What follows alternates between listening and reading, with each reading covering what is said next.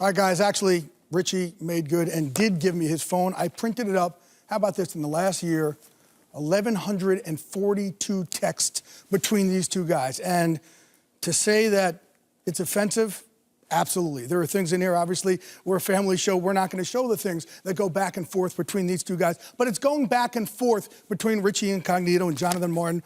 But I think the more important thing is at the end here, after Jonathan Martin left the team. He does have one text that says, "What's up, man? The world's gone crazy. LOL. I'm good, though. Congrats on the win. I'm good, man. It's insane, bro, but just know I don't blame you guys at all. It's just the culture around football and the locker room got to me a little." Wow, Jay. First of all, excellent job there with the interview with Richie Incognito. And I do think that it sheds more and more light the more you hear about this incident.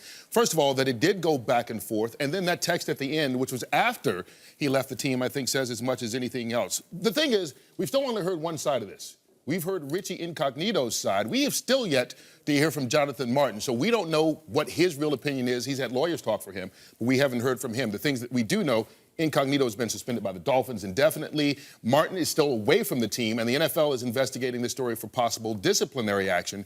Michael, I think most people watch that interview and they listen to it and they say, oh, it's both sides. That's just the way things go on in the NFL locker room, is it?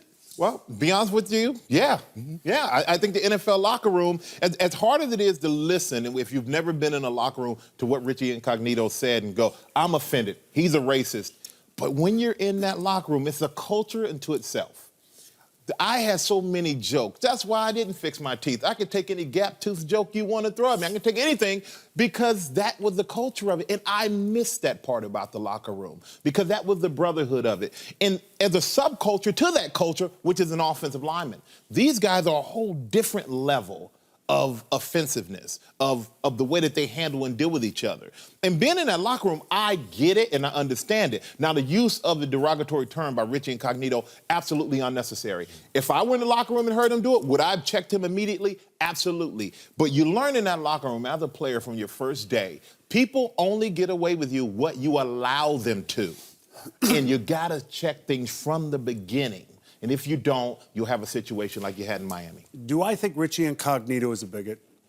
Apparently not, at least according to his teammates, who granted him membership to a club that, quite frankly, I didn't even know existed. Do I think, at the very least, he's ignorant to the sound of his own voice? Yes. Is the locker room in today's NFL foreign to the locker room that I was in when I retired in 2003? Without a doubt.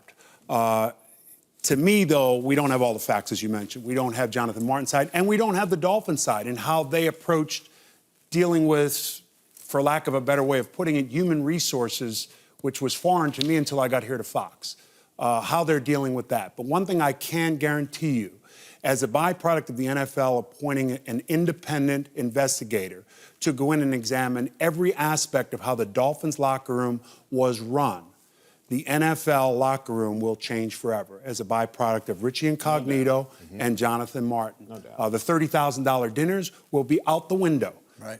The hazing will be out the window. How you communicate with teammates and people in the organization will be done.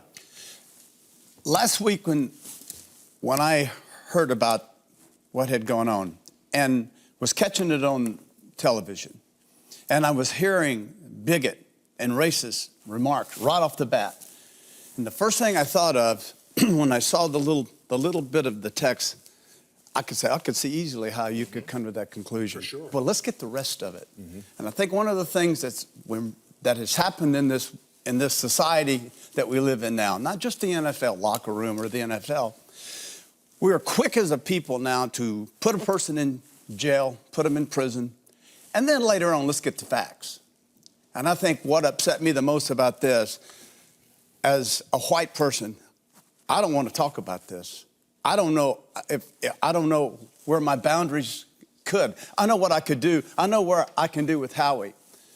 I've learned that. And with you, and with you, and with you. I have a special relationship. I can say things and understand things. I know where to go, where not to go, because we're friends and we trust one another. And that seems to be what we have here. But we need to get all the facts out, and Jonathan Martin has to come clean. He has to talk now, and then let's draw our conclusions. You got to feel for both individuals. Incognito, he was wrong. He said the wrong things.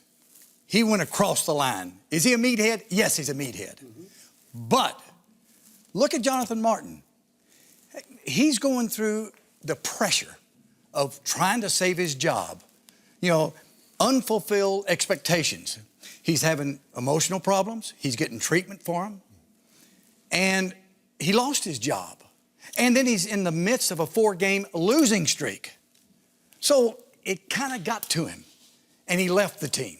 That's why he left the team. Now he put himself in a hole. He says, how do I get out of this hole? And I feel bad for both of them. I feel bad for the entire organization. You know, it's one of those things that you take a look at this story once again. It's far from over. We got a little bit of clarity today by hearing Richie Incognito's side. Until we hear from Jonathan Martin, I don't think we can make a full judgment. And that has been one of the things that I think, or the Dolphins, everybody's kind of rushed to kind of put this thing in a box and get it over with. This thing is not over with.